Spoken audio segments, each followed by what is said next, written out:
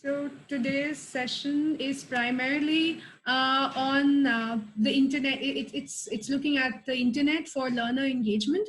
It's looking at our learners, our students as audiences, as people who don't just attend our classes to get knowledge or to get input on how to read books or to understand concepts. These are people who have minds of their own. These are little adults themselves, and these little adults bring a whole environment, a whole ecosystem of learning which is in their heads. And what we want to do in our classrooms, and the way flow cultural pedagogy recognizes our young audiences, is they recognize them as little museums of knowledge themselves. So when they come into our classrooms, how do we really reach out to these little museums? How do we reach out to these little individuals, thinking individuals, and make our classrooms online on the internet more exciting for them? Kanika ma'am might already be familiar, and of course, rest of us, we know our house rules. It's basically that we'll keep our audio and video on, audio on mute, and video we'll kind of put it off. It would help with the internet bandwidth. And we are following all protocols to keep this meeting as safe as possible. And I hope none of you have downloaded the application, because you are not required to. And as and when the teachers join, I'll admit them. There might be a few technical hiccups, in the sense that you might sometimes not hear me clearly. You might hear a lag. In that case, please trust that this episode is being recorded for you, and B, that's an internet issue really. And with that, I'll launch into a question for which you can type your response, and I'll take first three. How do we engage with our learners online? So can you quickly type, how do we engage with our learners online? So I will just take quickly, even one response should help, by doing activities. Okay. On an online forum or in a remote classroom, how do we want to engage with our learners? By constantly keeping in touch via email. Okay, two interesting responses. I will move on to the next one. Your learners may not exhibit the same persona. They might not bring the same personality they brought to your brick and mortar classrooms. Do you know who they are online? So yes or no. You have an option to use the hand emoticon or type your answer as yes or no. Okay. Now moving on to the next one. So now I'll share Google Classroom and a series of other learning management systems, and see how we can actually create a community, create a space for them to express their personality, which can be an opportunity for us to understand them online, because they will be bringing very different personalities online, and I will very briefly share why I feel so. Okay, so this is the Museum of Me page that I created on Google Classroom.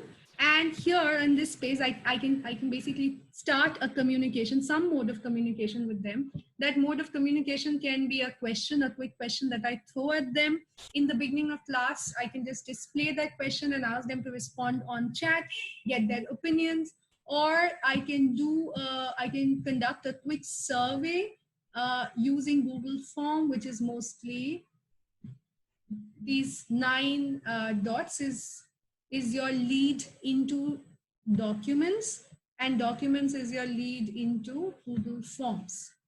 So I created a few. Kanika ma'am would already be familiar, because we used some of these in one of the year-long programs that we ran at her school. Now, what else can I do?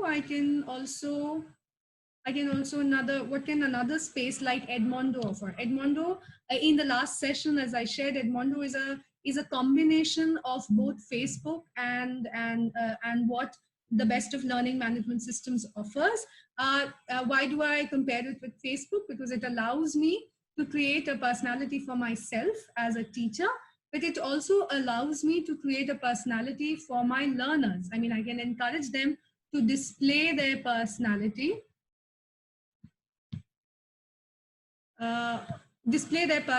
on this space. So I can have very clearly defined student groups and teacher groups. I can encourage them to form groups where I don't mediate any conversations myself. So, so this is what a page, a teacher page would look like. If you go onto Edmondo's website, you could also log in as a student, and it would give you a similar kind of page to look at. So if you encourage them to look at Edmondo as a space which is similar to Facebook, they might look at it as a place where they can express themselves differently. And what do I mean when I say our learners can actually display very different personalities from what they are in our brick and mortar classrooms? What I mean is that learners who feel excruciatingly, who find it very difficult to speak in front of others, who are shy, who are excruciatingly shy, in an online space, it has been seen over the years that people who are introverted find themselves at ease to express themselves. They find the confidence to speak. So this is where you can actually bring in those set of children who you always felt were feeling deterred in the company of more extroverted learners. So another opportunity that online classrooms allow us is the opportunity to let the introverted children showcase their Showcase their and speak about and them. speak. I have another fun space to share with you. It's called Socrative, but before I get to that, I'll go back to my screen.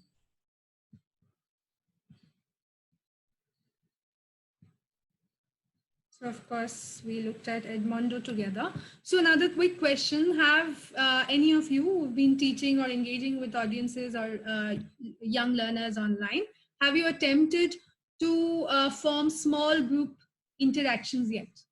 Did you try dividing your classroom into groups? If you have a class of 25 to 30 online, have you attempted that yet? Can I get a few responses? Not yet. Not yet. Okay. So one of the easiest way to do this will be, and especially if you as an educator want to moderate it for younger audiences, or if you have a sense of your class where you feel that if you leave it on their, leave it to them, they might actually take, as teachers often fear, advantage, which I personally feel, which Flo personally feels is really not the case. Self-directed learning and an exploration of one's responsibility is what any education space should allow. But if you as a teacher still feel that you need to control it, one of the ways is you can have in your classroom, you can actually make sure that you are the one who can unmute your participant. So if I decide that I want uh, Kanika and Shehnaz, hello Shehnaz, I want Kanika and Shehnaz to speak with each other. So Kanika and Shehnaz, can you say hello to each other, please? Hello. Hello, Shanaz. Shehnaz, would you like to share something about yourself right now? Yes, hello everyone. Good morning. I'm Shanaz and I'm from Shivnada School, Noida. I teach political science and social science from grades 8 to 12, and I also head the humanities and social science department in our school. Lovely to have you, Shehnaz. And Shehnaz and Kanika, can I request the two of you to share your thoughts on how can you mediate a small group interaction on a remote classroom? How would you go about it? Any ideas? Have you attempted it? Kanika earlier in the chat offered that she hasn't attempted it yet. But if you have any ideas? Actually, No, Kanika, please go on. No, I'm yet to start. So that is the reason why I'm trying to figure out how to go about it. And some of the teachers in our school have tried it, and they're quite successful in doing that. But looking at the present scenario, it looks like from June onwards, we'll be doing more of online teaching. Okay. So, thank you so much, Kanika. What about you, Shehnaz? Sorry, I am close. I'm going to wrap up conversation sooner because we are working on a very tight timeline. Shehnaz, what about you? How are you Yes. in small? So I have divided my students in small groups, and I've tried it only with the older kids as of now. And I asked them to create their own meetings because our school has now transitioned from Zoom to Google Meet. answer. I'm not sure if I can do that on Meet, where I can monitor their group interactions as well. I can ask them to invite me to their meetings that they set up and visit different meetings at different times. Okay, lovely. So these are two suggestions. Shena shared a very interesting offline or off classroom way of interaction, in which our learners have small groups of themselves, and then they said, maybe we can give them some kind of a project, and they discuss their projects in those groups. They may or may not give us the access. We can give them the choice of giving us the access, or we can direct it. We can set up the rules. The other way of doing it online is what I just did right now. I unmuted. I basically selected the two participants I wanted to speak with each other, interact with each other within my classroom, and I encouraged them to speak with each other. I also tried to control how much time you had in speaking with each other, because speaking is actually a very personality based, and as well as our habit based and our communication based mode in which we interact with each other. Some of us are more gifted in speaking accurately, articulately in the shortest time possible. Some of us are gifted in expressing ourselves exuberantly with all our emotions and our ideas. Some of us are verbal, some of us do not really know. So and in our classrooms, we do know which learners, because that's the kind of access as educators we already have. We have seen them over a period of time. So what we can do is we can have very strong physical cues. You can tell them, okay, start speaking now, like click your fingers. Or you can have physical cues which tell them, okay, now stop speaking. So if you have these codes very clearly defined for yourselves and for your learners, then you can do that over a period of time on online classrooms. You can very clearly also conduct these very small group interactions, and you can pace it out throughout your classroom. So if you have a group of 20 and if you have a plan of a week, then you can say that in this particular lesson, maybe I would like these 3 students to speak, or these 4 students to give their thoughts, and keep shuffling it around. So everyone within a week of your lesson has gotten a chance to speak. And with that, I will move on to the last bit about a little more interaction that we can bring in our classroom. So again, I will quickly ask you, have you tried quizzes, games, exit tickets as strategies for further interactions, additional interactions in your classroom? So right now, I will encourage Kanika, Janvi, and Shehnaz to unmute themselves and share their thoughts. So Kanika, we'll go with you first. As I said, I am yet to start online classes, but in regular classes, definitely we use quiz a lot. And sure, I yes, hear you. So there would be a lot for you to experiment and get back to us and let us know how it went for you and what were your learnings, and share with the community. Janvi, what about you in your remote interactions with different kinds of audiences? Have you attempted any of these interaction strategies yet? So just to clarify, when you say quizzes, do you mean like quizzes to take away? Quiz like beyond the it's interaction an online, time?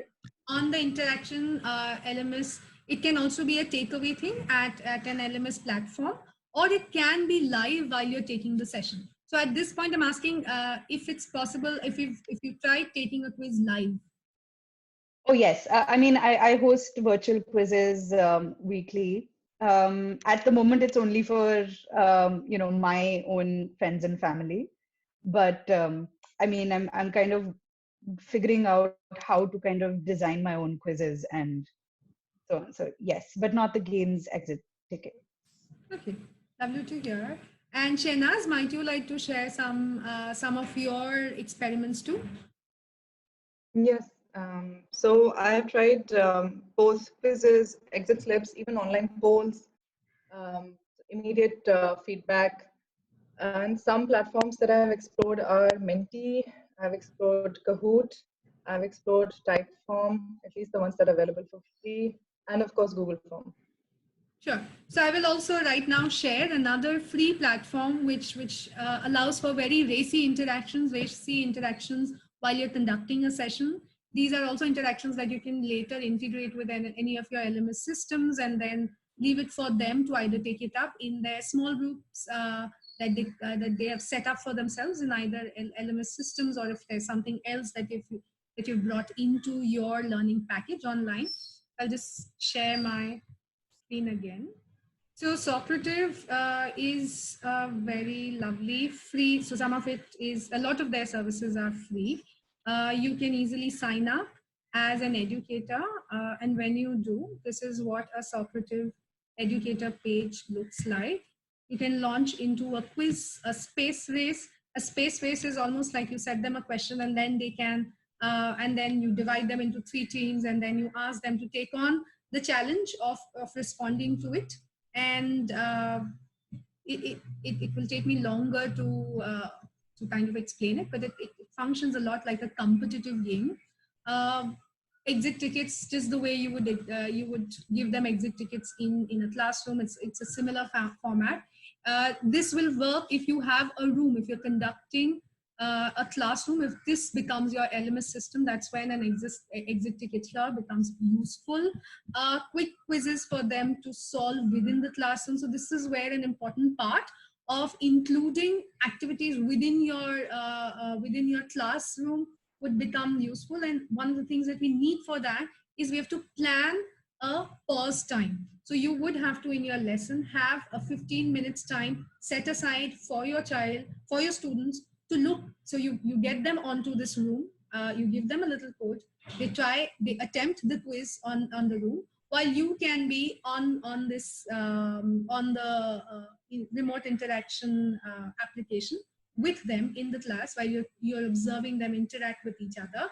You can also at this stage make sure that none of them are speaking on the remote application, but they are speaking with each other on their small chat rooms.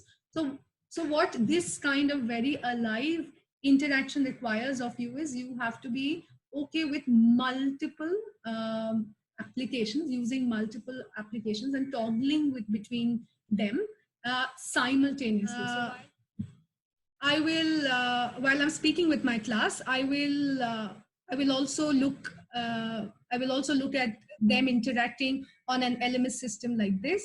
I can also encourage them to look at, say, an Edmondo, where they have a student interaction group where they've given me access. So multiple student interaction groups have given me access. So what I should be able to do as a teacher while they are attempting the quizzes, I should be able to actually look at how they're engaging with each other on an Edmondo group. In the meanwhile, maybe even decide a quick survey that I want to set them out, or there are applications for doing quick polls as well, quick polls on whether they liked it or they didn't like it. The other very useful thing that you can do at this stage is, and that is, if you want them to, for instance, they've responded to a quiz together, but you now want them to put their ideas on a big picture, and you want a whole classroom think on it. For instance, if you've asked them, say, about history and how history is, how this is a moment in which history is possibly being recreated or rewritten in some ways. So I had this little thing up for another class that we will be taking soon. It's basically, I have this image and I want to know if how well they're responding to this this moment in which we are making this massive transition. And you have before that maybe set up a class on how the most apex moments of history, the time when we are making a big transformative change, is a time when most of us, an entire community, an entire society, an entire global community, has to actually shift the ways in which they're thinking, doing, feeling. So what does it leave us with? What does it leave human beings with? So where are we on energy levels? Where are we on pleasantness? And you want them to take a quick you want all of them to come together and look at it together. So this is basically a whiteboard. And on this whiteboard, all 12 to 20 to to 25. I think 25 is the limit at which I think a whiteboard reading or a whiteboard writing will not be legible or of any use. It would then just become, ideally it is best for 15. So 15 students can come and they can circle. You can actually give them turns. Again, it can be an unmute mute exercise. You can say, you can allocate student A, B, and C to look at whiteboard together, and students C, D, and E to look at whiteboard together. With that, I will move on to the last bit. The last bit is basically how our language game really has to go up. While we are in our classrooms, while our sentences could have been longer, even then instructional design suggests that the shorter our sentences, the more active our voice, the more we take charge of the language we are using, the more responsible will be our classroom delivery, because I'm telling my learners exactly what to do. So active voice is useful for that reason. You're taking charge of the language in some ways, and punctuate correctly and incorrectly and in your favor. You want to introduce pauses, please do introduce pause, but you don't necessarily have to put a comma where it's not required. And use exclamation marks on PPTs. I will also show some of the ways that I kind of directed the way in which I wanted you to look at the instructions. And I'm running out of time. Also, bold, italics, highlight are the ways to highlight. Humor is the key. The more fun you can bring into your class, the more humor you add, the more interactive will it be. And just to quickly give you a sense of first three responses, that is where I wanted to draw your attention. I use these emoticons to make it a little fun for you. A hand raise. Next up, slide share. I used semicolon. I used colon, and I used an exclamation mark. So it's almost like, tada, this is what you're going to do. And language actually offers us that. Punctuation is one of the ways in which language dramatizes itself for us.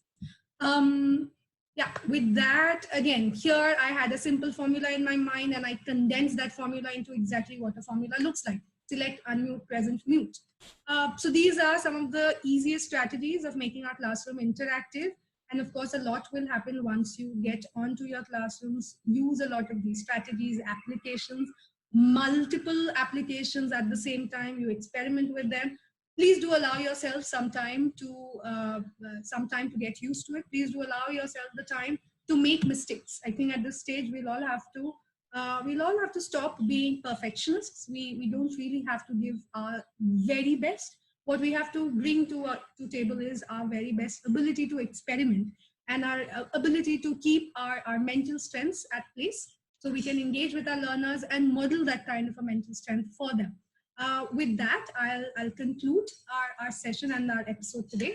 And if you could unmute yourself and share your thoughts and ideas before I close it, because we are running out of time.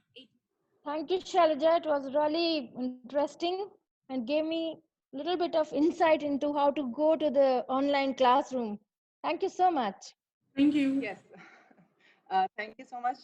Even I discovered some new platforms, and I'll go and explore them. So I've been teaching online for 2-3 weeks now. And if I can share just one thing with my fellow teachers, is that try and balance the screen and non-screen time for yourselves as well. I think my eyes are going to pop off the sky. So just that. Sorry, there's a lot of background noise here, but that's it. Just find that balance between screen time and non-screen time for yourselves too. And all the best. So at this stage, I think what we have is years of experience of being with our learners, years of experience of knowing how to read our learners really well.